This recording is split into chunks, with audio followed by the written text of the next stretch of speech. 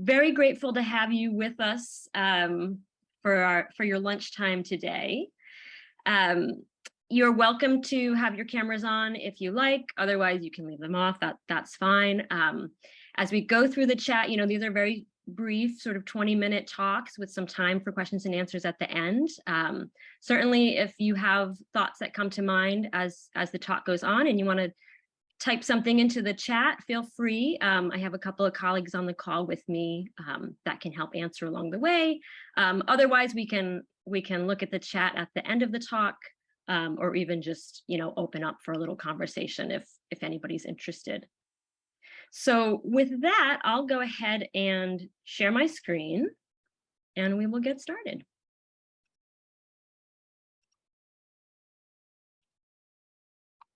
Okay, everybody can see that? Yeah, great. So again, welcome. I'm very excited to talk about June Groff. She is I would say textile artist, but she actually did lots of different mediums. She is someone whose work is kind of represented in a number of different ways throughout Eschrick Studio. And I think her work is really fantastic. And she's someone that sort of has been a little bit forgotten about over the course of time. And so it's really fun to kind of, just share her work and turn maybe a few more people on to her wonderful creative career. So I also just want to mention that the reason that we thought it's June Groff time is because we currently have an exhibit in the studio called Home as Stage, which is capping our 50th anniversary year and a series of programs where we're looking at the studio in different contexts. So Home as Stage is really thinking about Eschrick's artistic relationships and connections, and thinking about the studio as a stage for these different relationships that played out, as well as for new relationships. So that exhibit is on view through the end of the year. There are a number of different contemporary artists with works in the studio, as well as some artists from Eschrick's own time. And with that, I'll just jump in to talk a little bit more about June.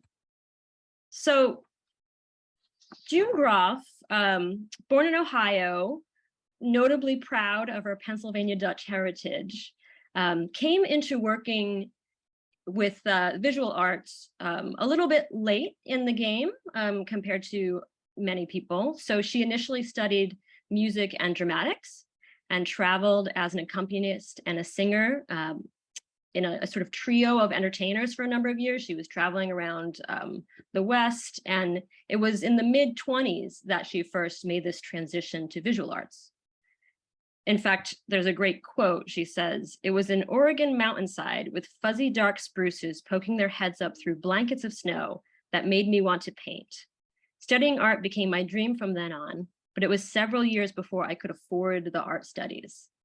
So she was really driven and had to work hard to make that a reality. She ended up working her way through studies at the Pennsylvania Academy of Fine Arts. Ultimately, she received a Crescent Scholarship to study abroad, and she also did some studying at the Barnes Foundation as well.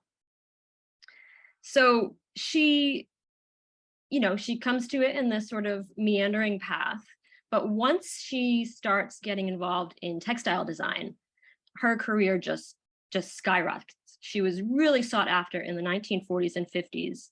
She sold fabrics to major fashion designers like Hattie Carnegie and Claire Potter, and had work featured in Harper's Bazaar, which there's a page on the screen here that I'm sharing from a spread in 1944. She was in Paris Vogue. I mean, she was really sought after, which is sort of, I think, one of the curious reasons why her name doesn't sort of have more weight today.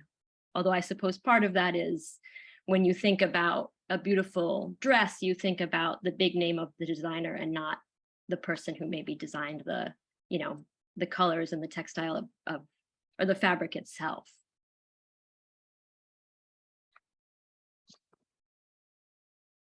Her work is, just before I go on to the next slide, her work is in lots of collections as well. It's in the Philadelphia Museum of Art, the Barnes Foundation, PAFA. It's at the Art Institute of Chicago and Cooper Hewitt as well. And she received many prizes, awards from the Museum of Modern Art, there is a great quote. I'm just going to read one more because I love quotes. This is from Alice Hughes, who was a New York fashion writer. She says, it takes a psychoanalyst to fathom why a Pennsylvania Dutch Johnny Bull farm girl from Ohio should create fabrics of Arabian Night splendor with the freedom of style, spacing, and color sense of a good painting that are ahead of anything previously done in this country or abroad.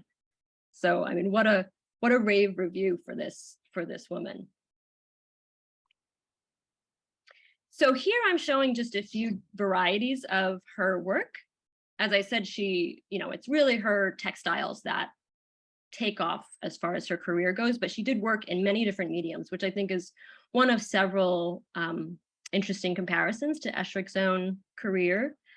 So on the bottom left, you're seeing Head of Chef, which is in the Barnes Foundation collection, one of her oil paintings. Two textiles along the top there, which are both printed. And the way that she would approach those, she would always hand paint her fabric designs, and then that would be translated into a series of silk screens that could be printed. In a number of articles I've read about her, they talk about her she has a little bit of a secret, trade secret to get just a certain quality to the prints so that they have still a hand painted feeling, even though they were ultimately silk screen printed. And then in the bottom right, I'm showing a painting that's actually an embroidery. She would call them needle paintings. And that was something that she started soon after her studies at PAPA. She really loved doing them, but they were incredibly labor intensive. So essentially she's filling an entire canvas, so to speak, with this heavily embroidered surface, I think sometimes called crewel work. And she realized that she was never going to be able to make, more than a handful of pieces in a year if she stuck with this really labor intensive process. And she started painting on just scraps of fabric, scraps of cotton, just to get the ideas out, to move faster. And she, I think struck gold with her mark making on fabric in that way. At her height of her career, she had as many as 30 employees, was working to produce around 1,000 yards a day from a factory here in Philadelphia. And that had grown from, working in her kitchen to make little scraps of fabric to this major effort. The one on the top left there, Spice Garden, that's a photo from a piece of fabric that's in our collection. And that was the first printed fabric offered by Jacqueline Orr Larson's design company. It was offered in the mid-50s. And that, I'm sure some of you have heard the name Larson before. He is really a giant in the field of craft and textile. So for her to be produced by him, I think was really an honor as well. It was a fabric that was produced in multiple colors and styles. So I'll come back to that in a little bit, but let me see here next. Oh. So I mentioned, she's working in lots of different mediums. She's also writing poetry, and kind of these illustrated musings are part of her artistic output. And I'm comparing them here with a letter from Morton to his twin sister Dot, because I think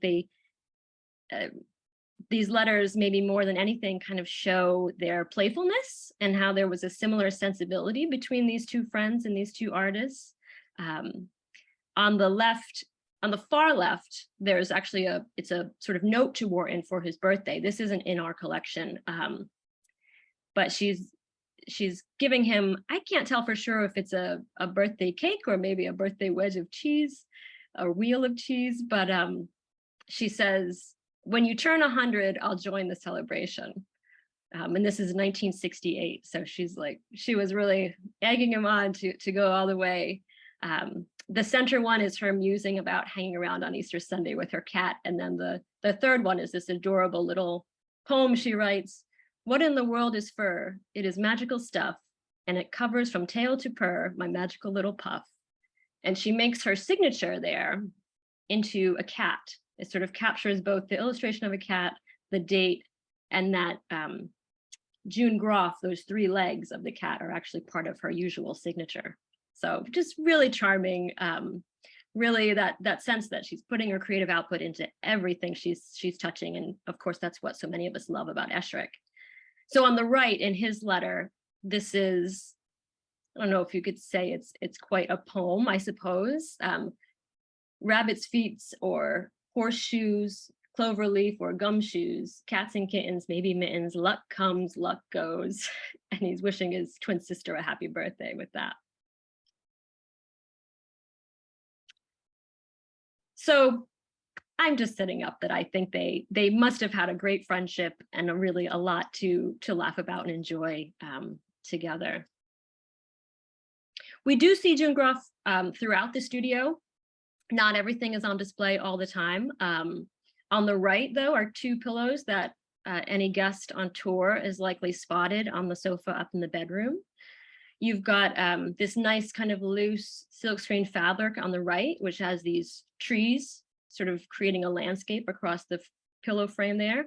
And then on the left is a woven fabric that was sort of brush painted. And that was actually something that was down upholstered on the rail sofa in the studio for a number of years. And then when that was too worn to be kept on there, it was made into this pillow. On the left is a pillow that was not in Esherick's collection, but came to us as a donation a little bit later on through a patron of Esherick's. And so this, kind of captures that same joyful, kind of scribbly, bubbly quality of those letters silk screened on this pillow. And I think it brings up kind of an interesting point that there were shared patrons between Groff and Esherick. There's a way that artists are supporting each other and finding ways to, we have to wonder, did she know these folks first and bring Esherick into the mix, or was it vice versa? Were they running in similar circles in that way? On this slide are a couple more pieces that are in the studio. On the right is a pillow that's up in the dining room, Esherick's favorite spot there. You've got this great big bold kind of open ovals with sort of a light turquoise and pink on there. Probably was a little stronger before the light has faded it over many years. And then on the left, it's hard to see, this was the best I could get of this very dark but really lovely painting called Horseplay. And there's kind of reddish and blue, deep blue horses playing in the foreground of this mountain scene. And that hangs just above this bench in the dining room. So she's playing with this sort of Fauvist kind of, invented colors in that one.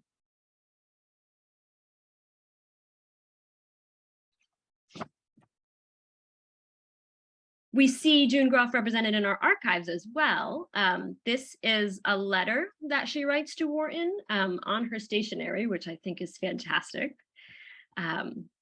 She is thanking him for a dinner. It sounds like she had spent the day with Esherick at the studio, and this is sort of recapping some of their events. So I'll just read a little quote here. She starts off, "My dear Wharton, old dear, it was just plain good for my soul to be out there last night. I am very fond of you all and appreciate you all for so much of who you are." She goes on to insist that he come out to her studio to see some new designs and maybe some remaining fabrics as well. So again, there's this question of are they working on a collaboration together? It's possible that some of her fabrics were on a number of his upholstered chairs and pieces. It could also be that they're looking at fabrics just for his own personal use and things in the studio, maybe one of those pillows that are in the bedroom that we were just looking at. She also thanks him emphatically for delicious popcorn and peaches from the previous evening. So it sounds like a good festive, enjoyable feast together. And then on the side, you can see where she has this bubbly handwriting that sort of finds its way all over the page. And she says, "I love all the things you're doing. That ebony is just thrilling." And I searched all over, and the only date that's on here is Sunday. She didn't give us a year, so I'm wondering which ebony piece that is that she's thrilled about.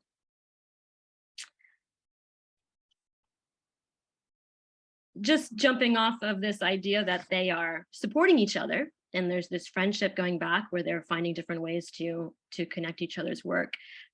When Esherick was in the World's Fair in 1939 and 1940 for his Pennsylvania Hill House exhibit, which is what I'm showing here, he included a number of sort of smaller works by people among his furnishings, different spoons and books from Centaur Press and ceramic pieces. And she had a yarn panel, a decorative yarn panel called Bull Over Spain, which was part of the exhibit too. So we know that he was thinking of her as early as 1940 and including it in this opportunity. Much more recently, we got to see their work exhibited together at the Philadelphia Museum of Art. I don't know if any of you got to see, this is 2018. There was an exhibit called Modern Times, which was American art from 1910 to 1950. This piece of Spice Garden, which you're seeing on the left, was part of that exhibit, as well as this radio and phonograph cabinet of Esherick's done for the Bachhaus, and this beautiful woodcut of A Great City, which is on the right. So this was a wonderful chance, I think, for people to see their work in conversation and also to see Spice Garden displayed for the beautiful yardage that it is. This is not the exact type that we had in our collection that I showed earlier, or is it sort of a brighter, earlier version, or maybe not earlier, but a different version, I should say. But this was probably her most successful piece. It may also be because of its connection to Larson that it's found its way into a lot of museum collections. Like it has that weight to it as well as her own, beautiful accomplishment with it. But I wanted to sort of wrap up the chat today by sharing a little story about this piece of fabric. The photo on the left is a section of Spice Garden in this velvet and pastel tones that was created in 1981 through Larson. So this is after June's death. The center photo is the piece or a section of the piece that we have in our collection. And then on the right, I'm showing just one of a series of letters. This one is from Jacqueline Orr Larson himself to Bob Bascom, Wharton's son-in-law, and also his daughter, Ruth. So in the early 80s, Jacqueline Orr Larson had come across a photograph, which I wish I could find, of Esherick's bed with an earlier strike of Spice Garden on the bedspread. And he's basically saying, oh, we have much prettier ones now. Can I send you a different version that you can have? And he mentions that this version, which was released as part of it, I might say this wrong, as part of Larson's Magnificata collection. And it was off to the Louvre in Paris. And so he's saying, well, maybe it will do the Esherick Museum some good to have the same fabric that's being shown at the Louvre on Esherick's bed up in the studio. And Bob and Ruth are very open to this idea, but unfortunately, they end up deciding that once they see it in the bedroom, that it doesn't really work there at all. In person, Bob had told me that it wasn't really appropriate for a bachelor's room. But in the letter to Jack, he actually talks very thoughtfully about the way the light hits it from the window, that sort of because of the pile of the velvet, it just sort of creates a white kind of shine and you can't really appreciate the colors in that room. And Jack is very understanding and appreciates that they're being sensitive to everything that they're being sensitive to when they're pulling this space together. But one of my preferred Bob quotes, he says, we were hoping to have that the fabric would work because then we could say, if you missed it in Paris, you can see it in Paoli. I thought that was pretty cute.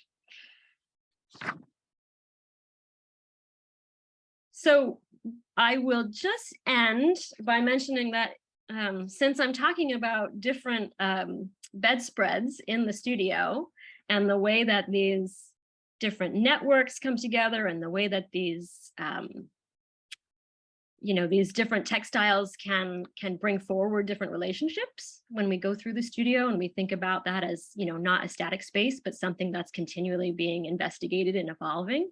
I wanted to share this picture of the bedspread that is currently on view.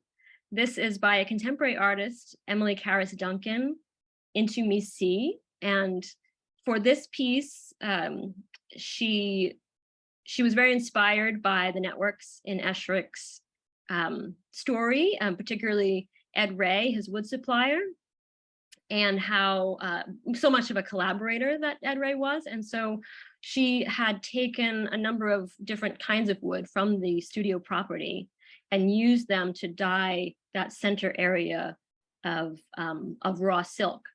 So there's different tones of oak and things being used to create the textile. I'm just touching on it here. There's lots more that you can learn about that exhibit if you head to our website. There's a great blog about the artists involved in the show as well. But I think, there hasn't been a more wonderful time to come out to the studio and see some different pieces sort of brought to life in the Home as Stage exhibit. And we are having an amazing party on October 9th.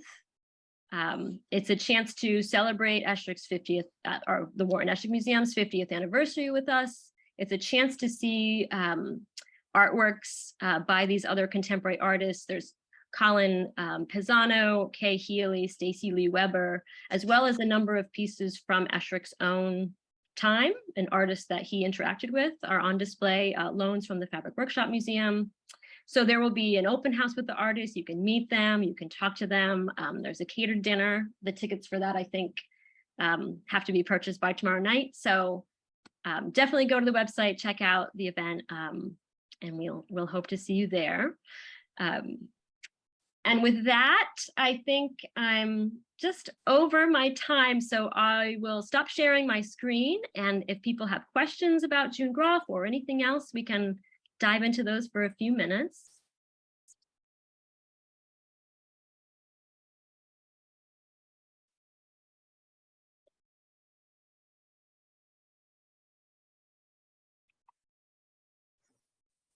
I've got a question, if I may. Sure. Hi, Rob.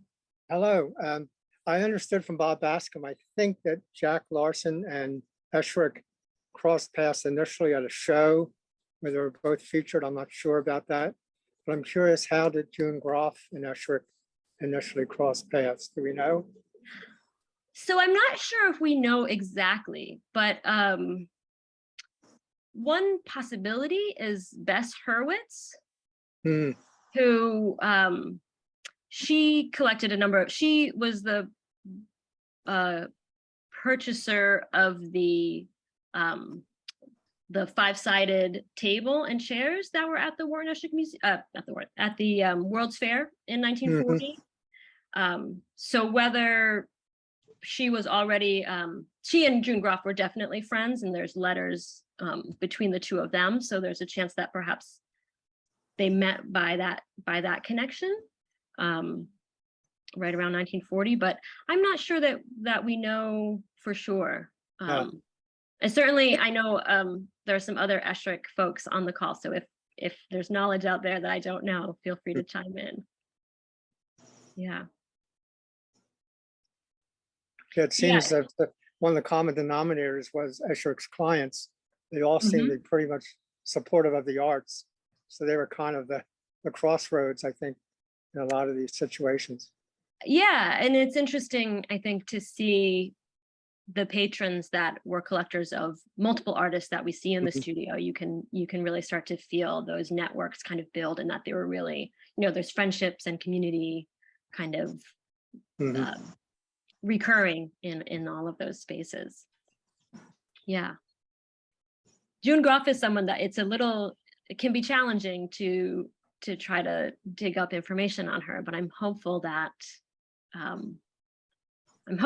her work will sort of catch more of a spark, since it was in that Modern Times exhibit. And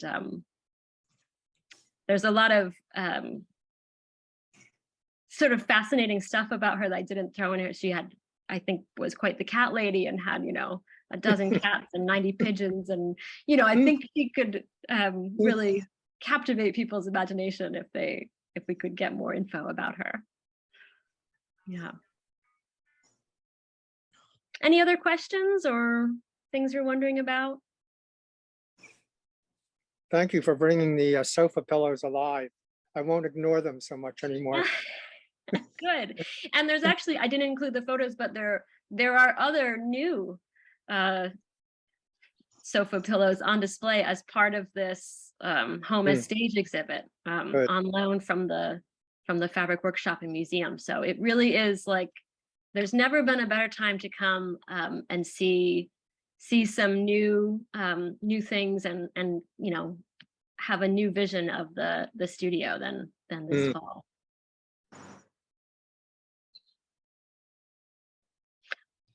Well, then I will thank you all for coming. Thanks for listening in on June Groff. My colleague Larissa will send around a follow-up, and we'll link to a blog post that we did about June a few years ago, as well as some other pieces of info. And thank you again so much for coming. If you want to give a wave or a goodbye, that's great. Thank you. Thank you for coming. Thank you.